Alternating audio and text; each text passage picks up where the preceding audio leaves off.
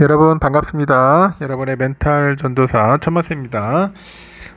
또 하루가 시작됩니다. 한번 또 여러분들과 또 즐거운 마음으로 한번 스타트 해봅시다.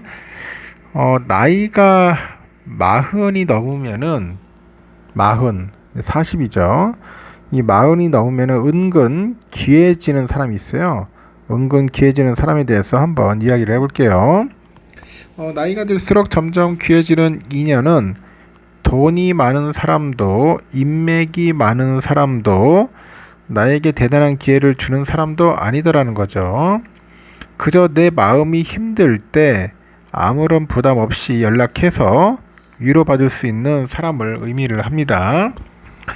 나이가 들면 아무리 가까운 사이여도 체면을 차리게 되기도 하고 혹시 내 괴로움이 짐이 되지 않을까 그런 걱정에 핸드폰 화면만 바라보면서 연락을 망설이게 되더라고요. 결국 그 누구에게도 연락하지 못한 채 혼자 집안에서 술잔을 기울이고 그 깊은 한숨으로 스스로를 다독이게 되는 겁니다. 인간관계에 스트레스 받으면서 살 바에는 차라리 혼자 사는 게 낫다고 생각하는 세상이지만 허심탄회하게 마음을 나누는 사람이 단 한 명이라도 있다는 것은 대단한 행운이자 인생의 그 무엇과도 바꿀 수 없는 기쁨입니다.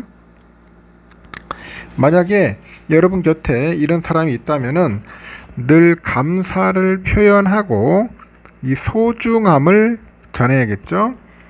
여러분이 그를 얼마나 소중하게 생각하고 있는지 직접 한번 알려주도록 해보시기 바랍니다. 알겠죠? 한번 실천해 보시면 좋을 것 같고, 그러면은 또 삼성에 관련된 이야기 한번 봅시다. 다양한 사실들이 있는데 삼성페이 관련된 이야기들도 있더라고요. 그래서 한번 좀 볼게요. 삼성페이. 미국의 그 가상자산 거래소 코인베이스가 삼성페이를 통해서 가상자산 구매 서비스를 지원을 합니다. 코인베이스하고 삼성전자에 따르면 코인베이스가 오는 31일부터 미국과 캐나다에서 삼성페이를 그 앱 내에서 결제하고 입금 수단으로 지원을 하네요. 코인베이스는 삼성에 신뢰할 수 있는 모바일 지갑의 편리함과 코인베이스의 안전하고 직관적인 플랫폼을 결합을 해가지고 북미의 수백만 모바일 사용자들한테 더욱 부드러운 가상자산 진입 경로를 제공을 하죠. 이 기능은 북미 지역 이용자부터 사용할 수 있고 그 향후 지원 대상 그 지역을 확대할 계획입니다. 코인베이스는 삼성페이를 통해서 몇 번의 클릭만으로 가상자산을 구매할 수가 있죠. 그래서 모바일 기기 이용자 수백만 명한테 가상자산 구매 경험을 제공할 거라고 언급을 합니다. 삼성전자 관계자도 그 계좌 송금과 애플페이, 구글페이 등 코인베이스의 기존 충전 방식에 삼성페이가 새로운 옵션으로 추가되는 것이라고 언급을 하네요. 상당히 편리해질 것 같습니다. 그리고 민주당의 이현주 최고위원이죠. 의원이 주식 양도세 과세 대상인 이 대주주 기준 변경과 관련해 가지고 신중할 것을 주문을 합니다. 신중할 것. 정부는 상장 주식 매도 시에 양도세를 내는 대주주 기준을 50억 원에서 10억 원으로 낮추는 방안을 검토하고 있습니다. 그래서 이 의원은 30일 국회에서 열린 민주당 최고위원회에서 이것이 대주주의 기준에 맞는지 그리고 증시 부양과 그 부동산에 잠겨있는 자본들을 자본시장으로 유도해서 이 자본시장을 활성화하자는 이재명 정부의 정책 기조와 맞는지 세수 효과도 미미한데 과연 이렇게 하는 것이 효과가 있는지 또 세수 효과보다는 자본시장 활성화라는 그런 효과에 조금 더 집중해야 되는 것 아닌지 여러 가지를 고려할 필요가 있다는 거예요. 여러 가지를 고려할 필요가 있다.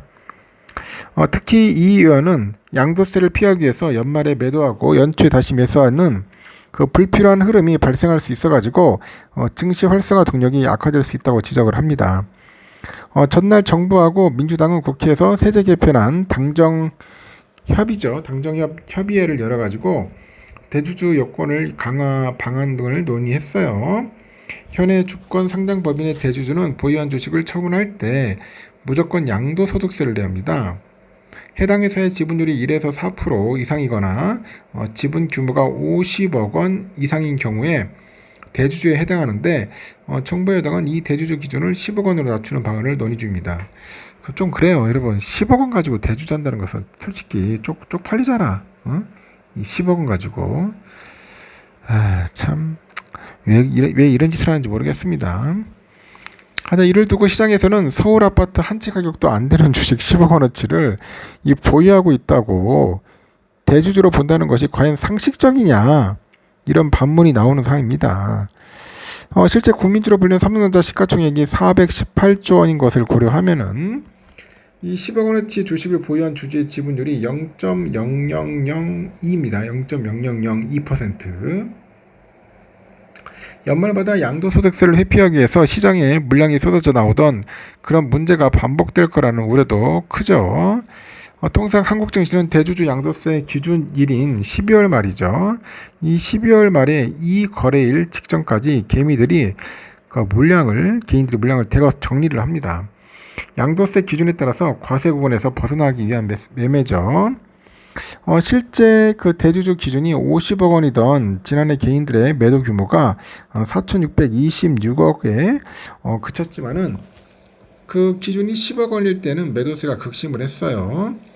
23년 순매도 규모가 1조 161억, 22년 1조 5,370억, 21년 3조 1,587억, 이렇게 엄청납니다. 특히 이재명 대통령 당선 이후 증시가 크게 오른 만큼 연말에 매도세는 더욱더 강해질 수 있다고 그런 이야기들을 하는 거죠. 그래서 이 이유는 정부가 대주주 기준 변경과 함께 추진하는 배당 소득 분리 과세에 대해서 이 자본 조달을 용이하게 해서 자본시장이 선진화는 물론이고 상장 회사에 도움이 될 것으로 생각한다고 합니다. 정기국회에서 반드시 도입되도록 힘쓰겠다고 합니다.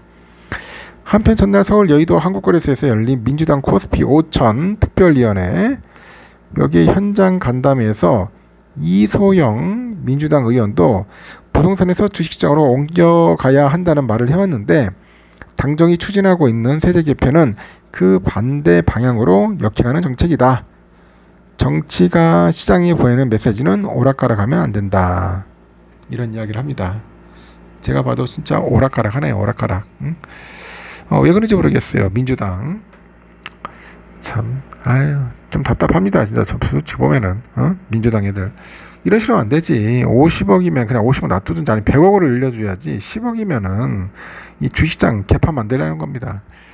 어떤 이현주 의원처럼 한번 신중하게 다시 한번 고려해 볼 필요가 있는 것 같습니다. 여기까지 하겠습니다, 여러분. 편안한 하루 보내시고 또 다음 시간에 봬요.